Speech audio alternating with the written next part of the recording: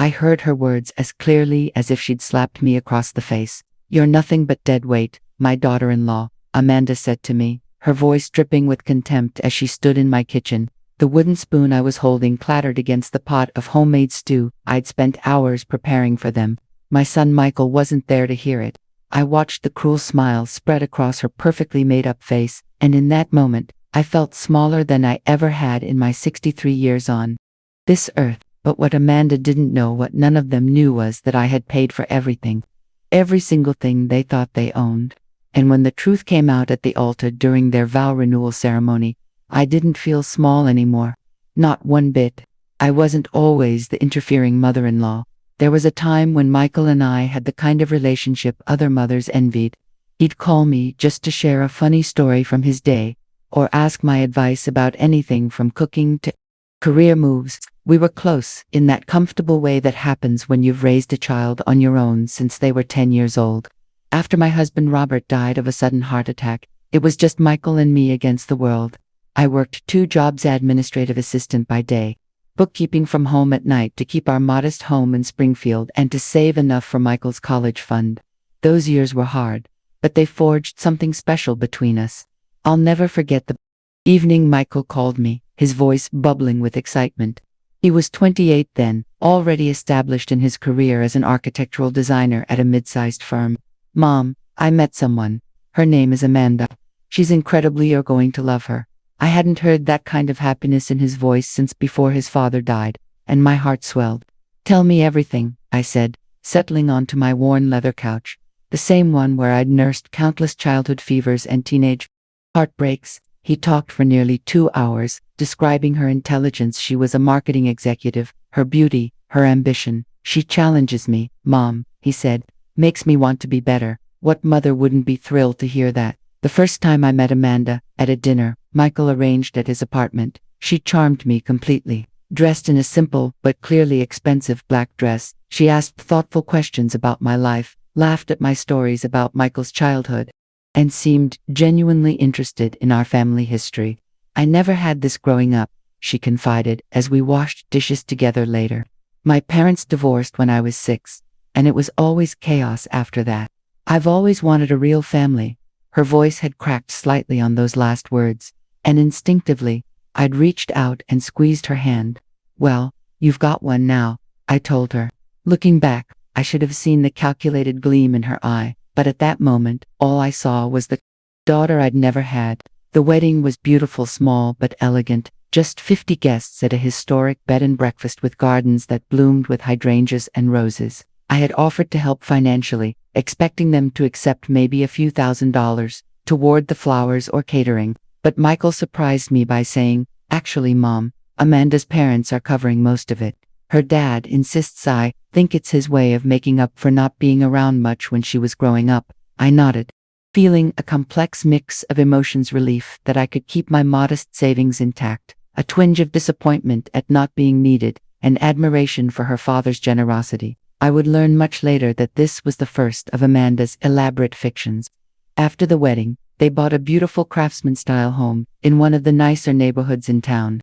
When I visited for the first time, bringing a basket of homemade bread and preserves as a housewarming gift, Amanda gave me the tour. With pride, "We stretched ourselves a bit to get into this neighborhood," she explained, gesturing to the original hardwood floors and craftsman details. "But Michael's recent promotion and my end-of-year bonus made it possible." The house was gorgeous, but something felt off. The furniture was high-end, the appliances top of the line, the decor clearly professional. On a combined income I estimated at around $130,000 a year, the math didn't quite add up for a $650,000 home plus all these extras. But who was I to question? People took out bigger mortgages all the time, and they were both advancing in their careers. It was about 6 months after they moved in that the first call came. I was in my garden, tending to my tomato plants in the late afternoon sun, when my phone rang. It was Michael, his voice tense in a way I immediately recognized from childhood, the way he sounded when he was trying not to cry. "Mom, I hate to ask this, but we're in a bit of a financial bind. Amanda's company did some restructuring, and her bonus got delayed. We're short on the mortgage this month, just temporarily. Could you Could you loan us $3,800? Just until her bonus comes through next month. My stomach tightened, but I kept my voice light. Of course, honey. That's what family's for. I transferred the money immediately, despite the fact that it was nearly a quarter of my carefully managed monthly retirement income. Next month came and went. No mention of repayment, and I didn't ask. Then, another call, this time about property taxes. They hadn't properly budgeted for $4,200. Then, a car repair for Amanda's Audi, $2,100. Each time, the same promise. Just a loan, just until things stabilized. Each time, I transferred the money from my retirement savings, watching my careful plans for security in my later years slowly erode. I started tracking the amounts in a small leather-bound journal that had once belonged to Robert. By our 18th month anniversary of this arrangement, they owed me $32,400. I told myself it was temporary, that Michael was good for it, that family helps family. But when would it end? The real change in Amanda came gradually, then suddenly like a slow-growing shadow that one day simply swallows all the light. The first holiday season after the wedding, she'd been enthusiastic about coming to my house for our traditional family celebrations. By the second year, there were excuses, work commitments, plans with her friends, a preference for starting their own traditions. Michael still came. Sometimes, but he'd arrive late, leave early, and spend half the time texting with Amanda. I started to notice he called less frequently, and when he did, I could sometimes hear Amanda in the background.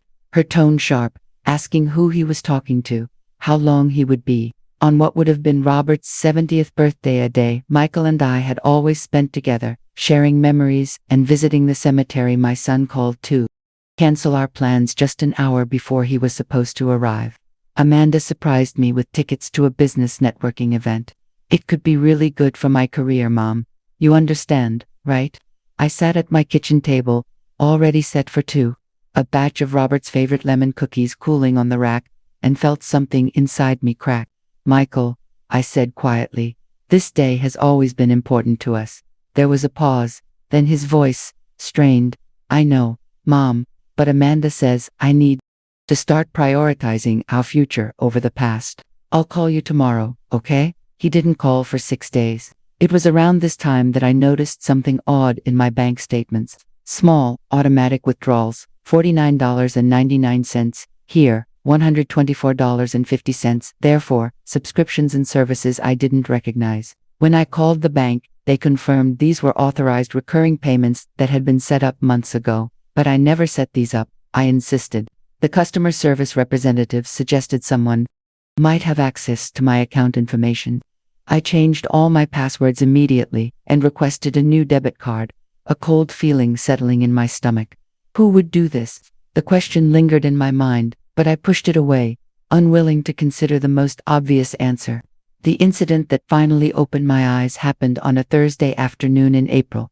I had stopped by their house, unannounced, something I rarely did, but I had baked Michael's favorite cinnamon rolls and thought it would be a nice surprise. Amanda's car was in the driveway, though she was supposed to be at work. I rang the doorbell, then knocked, but no one answered.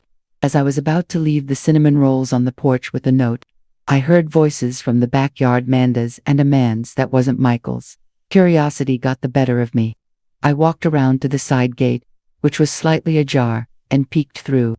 Amanda was lounging by their pool in a bikini I'd never seen before, champagne flute in hand, laughing with a tall, tanned man I didn't recognize. God, Brian, you should see how easy it is, she was saying, taking a sip from her glass. His mother is like an ATM with legs. All I have to do is get Michael worked up about our financial struggles, and he runs to Mommy. Last month, we got another $5,000 for supposed plumbing emergencies, paid for this little pool party, and my trip to Cabo next week. The man and laughed, and Michael has no idea. Amanda's smile was cold. Michael sees what I want him to see. He thinks I'm working overtime while he's pulling extra hours to catch up on our bills. Meanwhile, I'm enjoying my life, and his mother is funding it all. My hands began to shake so badly that I nearly dropped the cinnamon rolls. I backed away silently, returned to my car, and drove home in a daze, the truth settling over me like a suffocating blanket. That night, I couldn't sleep. I took out the leather journal where I'd been tracking the loans and Started adding up everything, not just the direct transfers, but the gifts I'd given them, appliances, furniture, the trip to Napa Valley for their first anniversary, the mysterious subscriptions on my account, and the checks I'd written for various emergencies. The total made me physically ill. $157,842 over less than 3 years. More than half of my retirement savings gone. But worse than the money was the betrayal. Not just from Amanda, which was painful enough, but from my own son. Had he been complicit all along, or was he another one of her victims? And either way, how could I have been so blind? I spent the next week in a fog, ignoring Michael's texts and calls.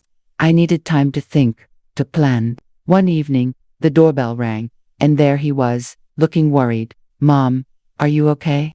You're not answering my calls." I let him in, offering coffee, which he declined. We sat in my living room, the same room where I'd comforted him after nightmares, helped with homework, celebrated achievements. "Michael," I said, keeping my voice steady, "I need to ask you something important, and I need you to be honest with me." He shifted uncomfortably on the couch. "Have you and Amanda been having financial problems all this time, or is that something you've been telling me to get money?" His face registered shock, then confusion. "What? Of course we've had problems. The economy, Amanda's work situation, you know all this." He seemed genuinely perplexed, which only confirmed my growing suspicion. My son wasn't the mastermind. He was another pawn in Amanda's game.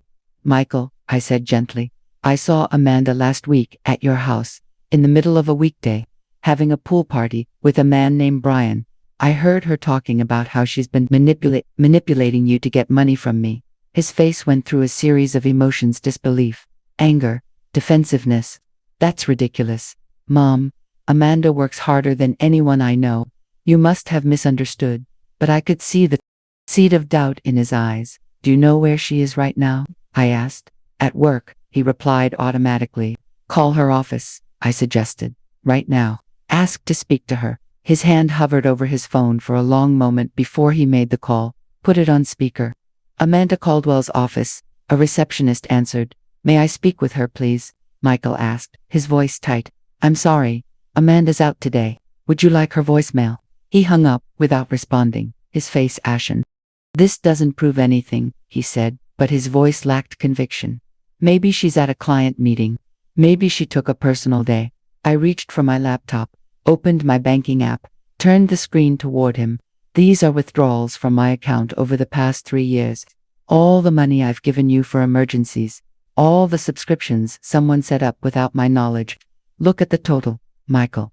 His eyes widened as he scrolled through the transactions. "Mom, I had no idea it was this much. We've had financial issues, yes, but," he trailed off, a terrible realization dawning on his face. "Mom, how much have Amanda and I actually gotten from you?" I showed him the journal, watched him flip through the pages, watched the color drain from his face with each turn. $157,000, I said quietly. More than half of what I had saved for the rest of my life. He sat in stunned silence for several minutes. Then, "I need to go," he said. Standing abruptly, I caught his arm. "Michael, wait. Don't confront her yet. We need to be smart about this." But he was already heading for the door, face set in the same determined expression he'd worn as a little boy when someone had broken his favorite toy. "She's been lying to me too, Mom. About everything." As the door closed behind him, I felt a mixture of vindication and terror. What would Amanda do when cornered? I picked up my phone and called the one person I knew could help me navigate this mess: my late husband's best friend, Richard Henderson, who had been a financial advisor for 40 years before retiring. Richard arrived at my house the next morning, his familiar figure a comforting presence as we sat at my kitchen table. At 68, he still had the sharp mind and calm demeanor that had made him successful in his career and a loyal friend to our family. "You've gotten yourself into quite a situation, Eleanor," he said after I'd explained everything. There was no judgment in his voice, just concern. "The problem is, you've been treating these as loans, but you have no documentation. Nothing signed, no repayment terms, no interest agreements.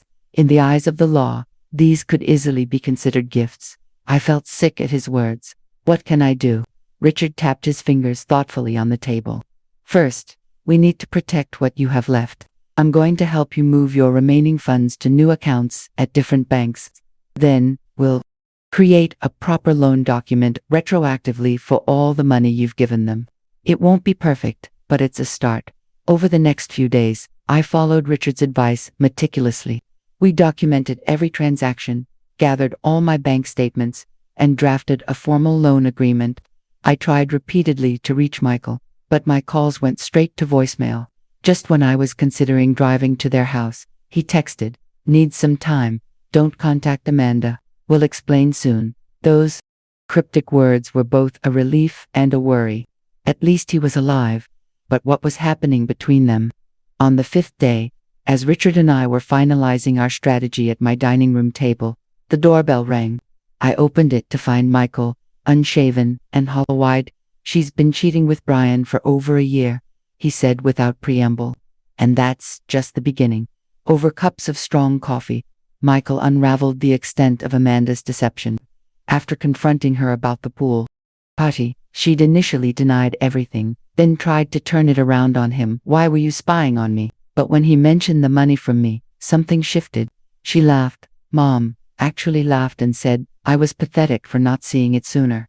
Said I was just like my father, boring, predictable, and easy to manipulate. His voice broke on these words. Then she admitted everything: the affair with Brian, the lies about work problems, how she'd been taking your money and spending it on herself while making me think we were struggling. He looked up at me, eyes red-rimmed. "She's been planning to leave me, Mom, just waiting until she'd squeezed everything she could from us." Richard, who had been listening quietly, spoke up.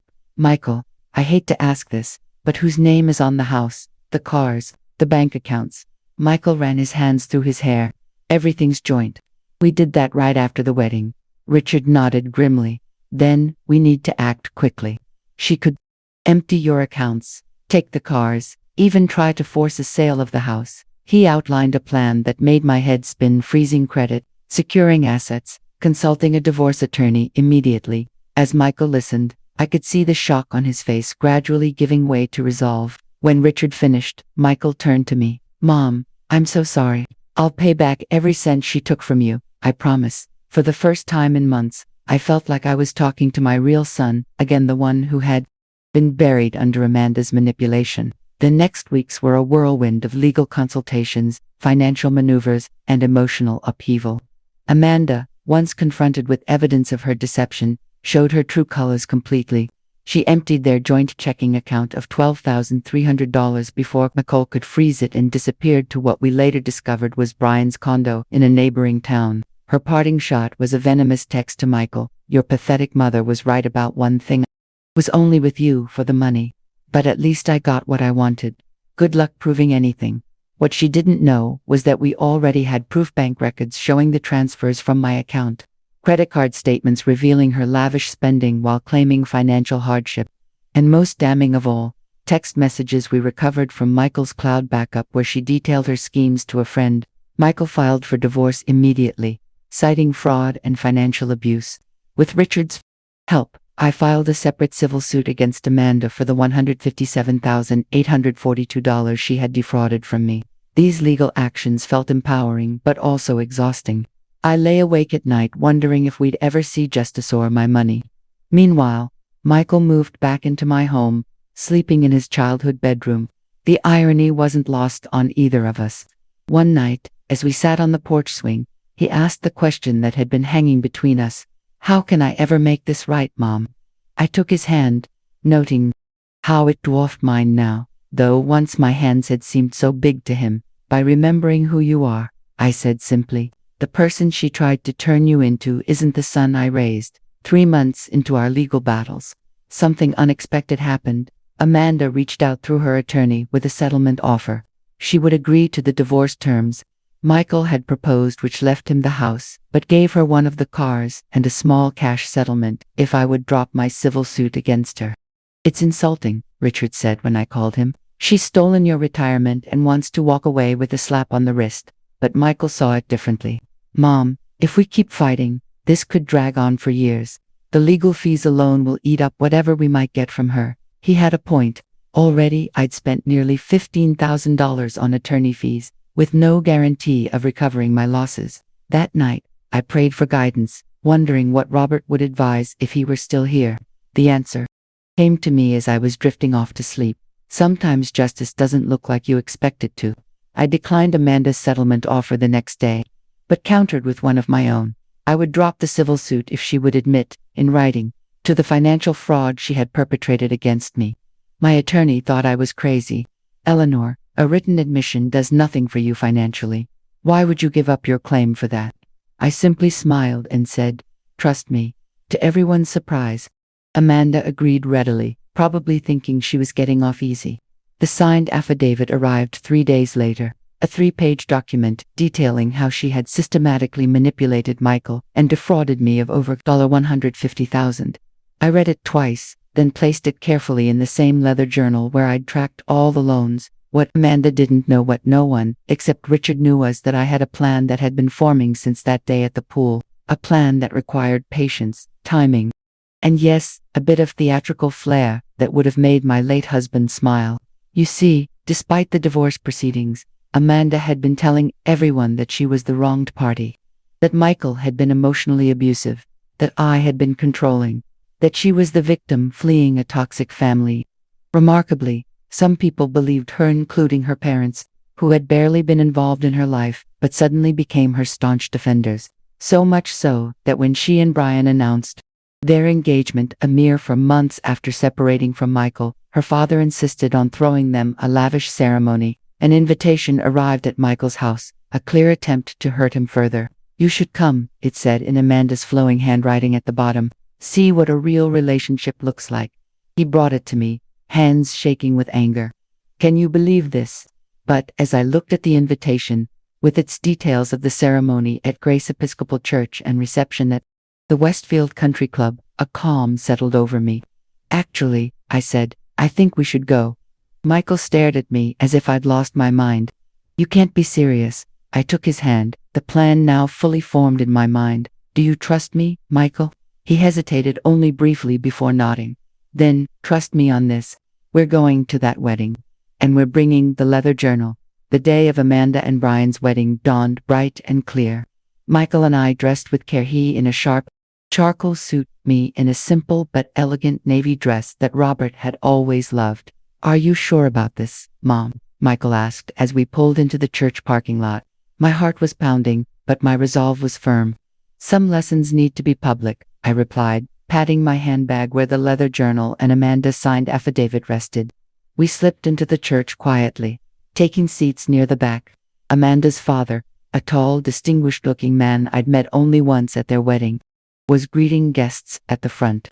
The church filled quickly with about 100 people, smaller than Amanda and Michael's wedding had been, I noted with a touch of satisfaction. The ceremony began with the traditional organ music. Brian entered from the side with his groomsmen, looking nervous but happy in his tuxedo. Then the bridal march began, and Amanda appeared at the back of the church on her father's arm. She was stunning, in a designer gown that I estimated cost at least $8,000, possibly paid for with my money. Her eyes scanned the crowd as she processed, and when she spotted Michael and me, she faltered momentarily, her smile slipping before she recovered. I watched calmly, waiting. The minister began the service, and when he reached the familiar words, "If anyone can show just cause why this couple cannot lawfully be joined together in matrimony, let them speak now or forever hold their peace," I stood up. A collective gasp went through the church. Amanda's face drained of color. Brian looked confused. The minister paused, clearly unprepared for someone to actually object. "I apologize for the interruption," I said, my voice stronger and clearer than I had expected.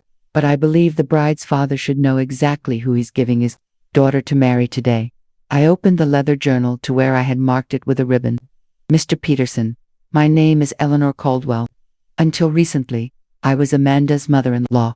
Over the past 3 years, she systematically defrauded me of $157,842, money that was meant to support me in my retirement." Murmurs rippled through the congregation. Amanda's father's face registered shock, then disbelief. "Eleanor, this is inappropriate," the minister began, but Amanda's father raised his hand. "I want to hear this," he said firmly, his eyes fixed on me. I continued, my voice steady. Amanda convinced my son that they were in financial trouble. She had him ask me for money, repeatedly, for mortgage payments, car repairs, medical bills, taxes, all while she was spending lavishly on herself and planning to leave him once she'd taken what she wanted. I held up the affidavit. I have here Amanda's signed confession, detailing every false claim, every manipulation, every dollar she stole. Amanda finally found her voice. She's lying, she shrieked. This is just a bitter old woman who couldn't let her son go. But her father was already walking toward me, hand outstretched for the document. As Mr. Peterson read the affidavit, his expression hardened. The church was silent, except for Amanda's increasingly desperate attempts to explain. When he finished reading, he turned to his daughter. Did you do this, Amanda? She tried deflection, tears, anger cycling through tactics that had probably worked for her all her life. But her father persisted, his voice growing colder. Answer me. Did you steal from this woman? Did you lie to all of us? Finally, trapped by her own signed words and the unwavering evidence before her, Amanda snapped. So what if I did? That old lady had money she wasn't using. Michael was too weak to see what was happening. I deserved better than what either of them could give me. The stunned silence that followed her outburst was broken by Brian, who had been watching the scene unfold with growing horror. You told me Michael was abusive, he said slowly. You told me his mother was trying to control your lives. You said they were the toxic ones, Amanda. Whirled to face him, don't be stupid. I needed a story they'd believe. It worked, didn't it? But Brian was already backing away, shaking his head. Mr. Peterson handed the affidavit back to me with a formal nod. Mrs. Caldwell, I owe you an apology. I had no idea. Then, turning to the assembled guests, he announced in a voice that filled the church, there will be no wedding today. Please accept my deepest apologies. As murmurs rose to a crescendo, he added, and Amanda, don't expect me to pay for any of this. In fact, don't expect anything more from me until you've repaid every cent you stole. The aftermath was both chaotic and oddly peaceful. As guests filed out in confusion and Amanda was led away by her stunned mother, Michael and I slipped out a side door. In the car, he turned to me, his expression a mix of awe and lingering shock. Mom, that was, I don't even have words. I felt lighter than I had in years, despite knowing that my financial situation remained precarious. Sometimes justice doesn't come from courts, I said. Sometimes it comes from truth spoken at exactly the right moment. He reached over and squeezed my hand. I promise you, Mom, I'm going to make this right. Every penny she took, I'll pay back. I knew he meant it, but I also knew it would take years. We'll figure it out together, I told him. That's what family does, the real kind. 2 days later, a formal letter arrived from Mr. Peterson. Inside was a cashier's check for $160,000 and a brief note. Mrs. Caldwell, this doesn't undo the harm my daughter caused, but I hope it helps restore what was taken. I raised her better than this, or thought I did. Please accept my sincere apology along with this restitution. James Peterson.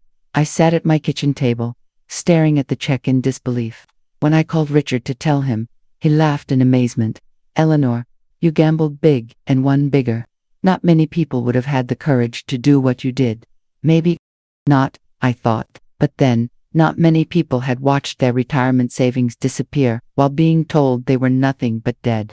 Wait, the months that followed brought healing and change. Michael sold the house he had shared with Amanda too, many painful memories, and used part of the proceeds to buy a small but charming bungalow closer to me. I invested most of Mr. Peterson's restitution money, creating the secure retirement fund I'd nearly lost. Michael and I established a new tradition of Sunday dinners, sometimes joined by Richard and his wife, sometimes just the two of us. During one of these dinners, nearly a year after the wedding that wasn't, Michael looked up from his plate with an expression I hadn't seen since before he met Amanda, peaceful, present, whole.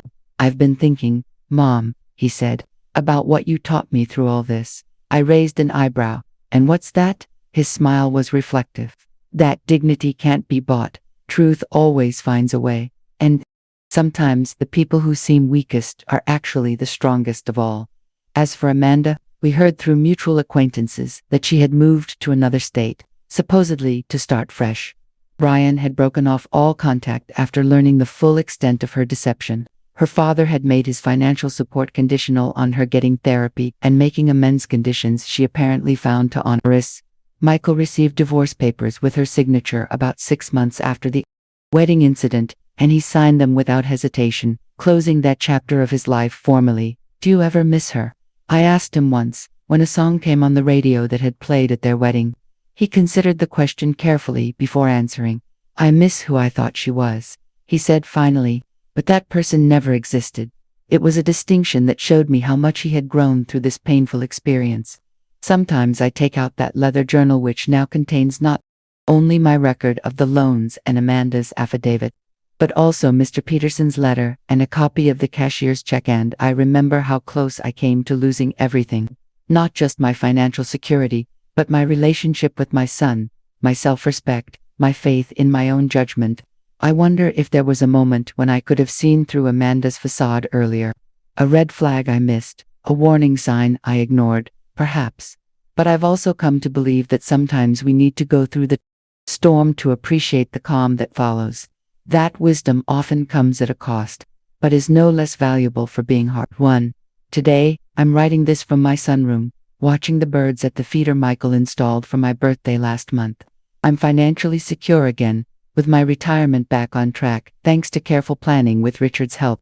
Michael is dating someone new, a kindergarten teacher named Sarah, who brings homemade cookies when she visits and asks to hear stories about Robert. She seems genuine in a way that Amanda never was, her laughter spontaneous, her interest in our family sincere. But I'm watchful now, more discerning. Trust, once broken, rebuilds itself slowly, like a bone healing after a fracture, stronger at the breakpoint, but always bearing the memory of the injury. If you're listening to this and something about my story resonates with you, take a moment to reflect on the relationships in your life. Are there people who make you feel smaller instead of lifting you up, who take more than they give, who tell you you're nothing but dead weight, while they're the ones dragging you down? I learned the hard way that love shouldn't cost you your dignity or your life savings. That family means protection, not exploitation. That sometimes the strongest thing you can do is stand up in a church full of people and speak your truth, even when your voice shakes. I keep the wooden spoon I was holding when Amanda spoke those cruel words to me. It hangs in my kitchen now, a reminder not of that painful moment, but of what came after, the strength I found, the justice I sought, the peace I reclaimed. Sometimes the most ordinary objects witness our greatest transformations. What ordinary object in your life holds a story of your resilience? Think about that the next time you feel small or powerless. Remember that you, like me, contain depths of courage you may not yet have discovered. If there's someone in your life who needs to hear this story, someone being diminished or taken advantage of by the people who should love them most, share it with them. Tell them Eleanor said they're worth more than they've been led to believe. And if you're the one being told you're nothing but dead weight, remember how my story ended, not with defeat, but with dignity, not with loss, but with justice, not with isolation, but with true family. Whatever your situation, whatever burden you're carrying, know this: you're stronger than you think, and the truth, spoken from that strength, can change everything. I'll end with the question my son asked me recently, as we sat on my porch watching the sunset. "Mom, do you regret any of it? Would you change what happened if you could?" I thought about it for a long moment before answering. "I regret the pain and the loss," I said finally, "but I don't regret finding my voice. I don't regret standing up in that church. And I don't regret learning even at 63 that I'm not dead weight. I'm the foundation that held everything together when it might have fallen apart." If you're listening from a place that feels shaky right now, be your own foundation. Stand firm. Speak truth. The rest will follow. I promise you that. So, what's your story? Leave a comment below. Subscribe if this resonated with you. And remember, sometimes the quietest voice in the room is just waiting for the perfect moment to be heard. I'm Eleanor Caldwell, signing off from my sunroom in Springfield, where the birds are singing and the light is golden and nothing at all feels like dead weight anymore.